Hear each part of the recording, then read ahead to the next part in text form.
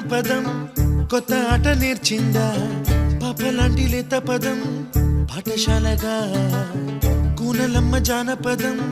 పల్లె దాటి వచ్చిందా చవళిల జానతనం పాట చూపగా